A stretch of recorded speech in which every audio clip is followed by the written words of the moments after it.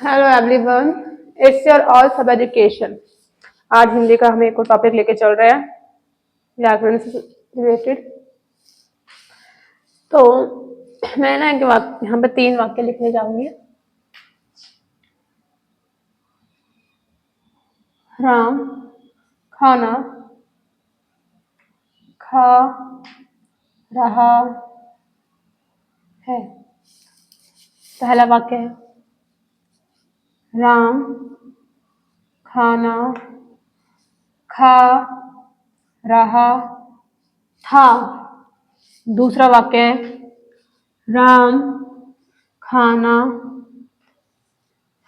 खाएगा। तीसरा वाक्य। समझ आ रहा है वाक्यों से क्या बताना चाह रही हूँ मैं? राम खाना खा रहा है, राम खाना खा रहा था और राम खाना खाएगा। इससे ना एक समय पता चल रहा होगा कि वो खाना खा रहा है यानी अभी खा रहा है। वो खा रहा था यानी कि वो इस समय नहीं, इस टाइम ही पहले खा रहा था। और खाना खाएगा यानी मतलब अभी नहीं खा रहा, ना पहले खाया, लेकिन थोड़े टाइम बाद, थोड़ा समय बाद वो खाएगा। तो इनसे हमें क्या पता चल रहा है? टाइम पता चल रहा है राम का कि वो कब खाना खा रहा है ना। उसका क्या पता चल रहा है? समय पता चल रहा है। और जब हमारे हिंदी व्याकरण में, हमारे हिंदी विषय में जब कोई भी चीज किसी काम यानी किसी क्रिया के होने का समय बता दे कि जो क्रिया, कि खाना क्या है, खा रहे हैं ना, वैसे खा रहे हैं, तो वो क्रिया हो रही है, खा रहा है, खा रहा था या खाएगा, तो काम तो कर रहा है वो, लेकिन अभी कर रहा है, बाद में कर रहा है या पहले कर रहा था, ये नहीं पता हमें, पर वो काम कर रहा है।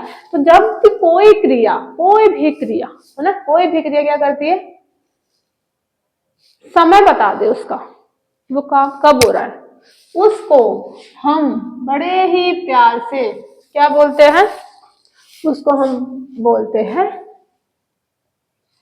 काल, यानी कि समय। काल शब्द का अर्थ ही समय है कि काल यानी समय बता रहा है कि कोई भी काम कब हो रहा है।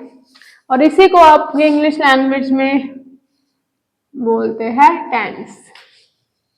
ठीक है, अब आते हैं काल के कितने भेद हैं। तो काल के 1, 2, 3 ना, इजी वे है ना याद करने के लिए। मेनली 3 भेद है। कौन कौन से हैं वो अभी हम करते हैं। एक होता है वर्तमान काल, यानी कि जो काम अभी हो रहा है। दूसरा है भूतकाल, यानी कि जो काम हो चुका है। और तीसरा है भविष्य काल, यानी कि जो काम अभी होएगा।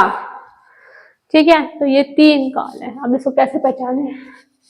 इंग्लिश में बता दो पहले, ये इंग्लिश लोगों को जल्दी याद होती है, आप लोग को ना, जब तक मैं जानती हूँ। इसको बोलते हैं प्रेजेंट टेंस।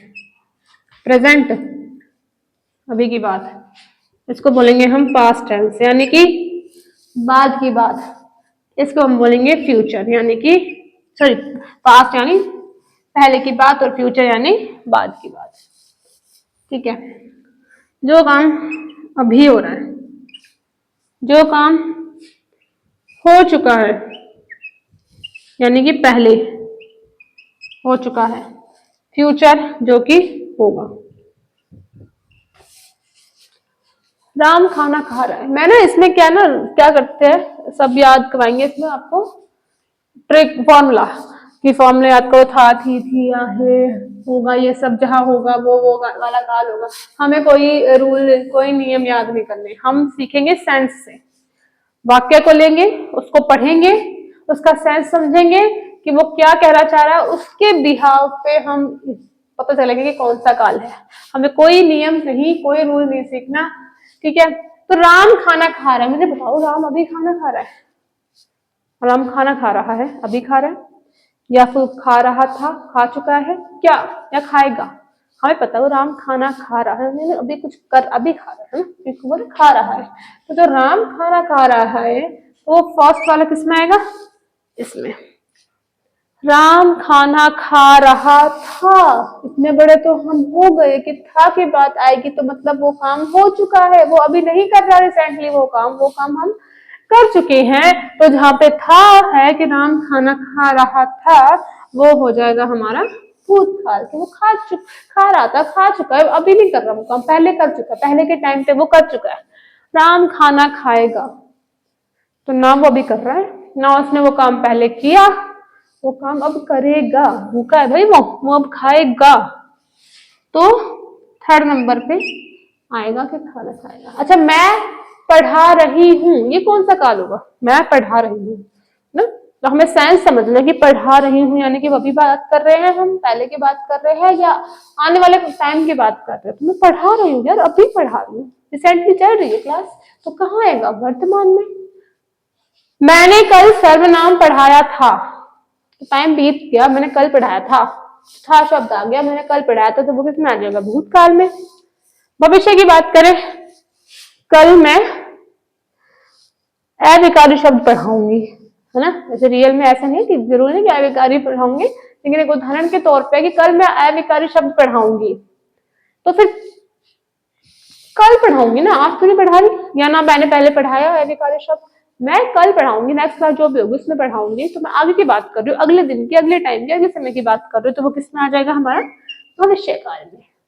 ठीक है, तो ये बहुत साधारण सिंपल सिंपल सी चीज थी। ठीक है, इसके हर भेद के अलग अलग और भेद है, इसको हम अगली क्लास में पढ़ेंगे कि वर्तमान काल के भी अलग अलग प्रकार है, भूतकाल के भी अलग अलग भेद है, भविष्य के भी। ठीक है, तो उसको थोड़ा और डीपली पढ़ने के लिए नेक्स्ट क्लास में पढ़ेंगे। तो फिलहाल हमारा जो बेसिक था, मेन 3 काल थे, वो हमने आज कर लिए। ठीक है, थैंक यू।